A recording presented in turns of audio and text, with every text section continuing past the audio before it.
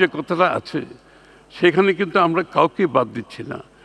এমনকি সংস্কৃতি কর্মী, এমনকি থিয়েটারের মেকআপ ম্যানের কথা এখানে আমরা ভেবেছি, লাইটম্যানের কথা ভেবেছি, সংস্কৃতি থিয়েটারে যারা অ্যাক্টিং করে তাদের কথা ভেবেছি, আমাদের পল্লী আমাদের গ্রামে যারা গীতিকার আছে গান গায়, আমাদের যে সংস্কৃতির এগুলোকে আমরা কোনোদিনই মনিটাইজ করতে পারিনি। এগুলোকে আমরা মনিটাইজ করে অর্থনীতির মূল ধারায় নিয়ে আসতে চাই।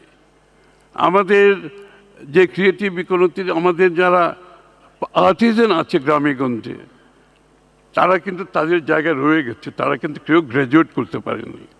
আমরা কিন্তু তাদেরকে অর্থনৈতিক সহযোগিতা দিতে যাচ্ছি, তাদেরকে স্কিল ডেভেলপমেন্ট দিতে যাচ্ছি।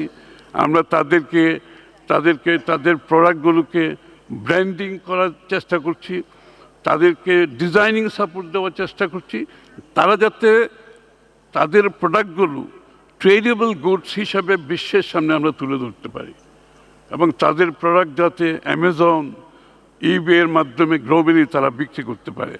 এবং এই লোকগুলো সবাইকে আমরা ক্রিয়েটিভ ইকোনমির আওতায় নিয়ে আসছি ইনশাআল্লাহ। এবং ইতিমধ্যে শীতলপাটি গ্রাম, ইতিমধ্যে শতরঞ্জি গ্রাম এবং আমাদের যারা অন্যান্য যারা তাঁতিরা আছে তাদেরকে যেইগুলো প্রোডাক্ট আছে আমরা সিলেক্ট করে সবাইকে ক্রিয়েটিভ ইকোনমির আওতায় ইনশাআল্লাহ নিয়ে আসছি।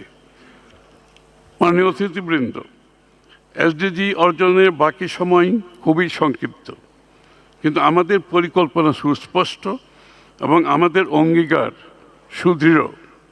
এই সম্মেলন সরকার, উন্নয়ন সহযোগী, বেসরকারি খাত, নাগরিক সমাজকে একই প্ল্যাটফর্মে এনে একই লক্ষ্যে আমরা কাজ করার একটি ঐতিহাসিক সুযোগ তৈরি করতে যাচ্ছি।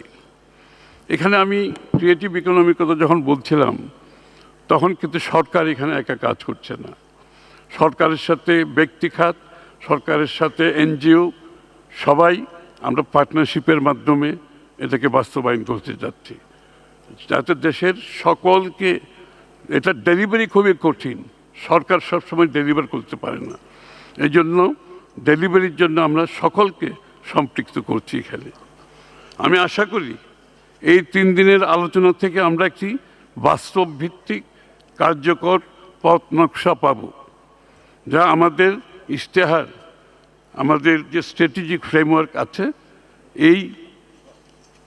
এটাকে এসডিজি এবং এই সব কিছুকে অভিন্ন লক্ষ্যে সমন্বিত করবে বলে আমি বিশ্বাস করি। সবশেষে শত ব্যস্ততার মাঝেও মাননীয় প্রধানমন্ত্রী সানুগ্রহ উপস্থিতির জন্য পরিকল্পনা মন্ত্রণালয়ের পক্ষ থেকে আন্তরিক কৃতজ্ঞতা জ্ঞাপন করছি।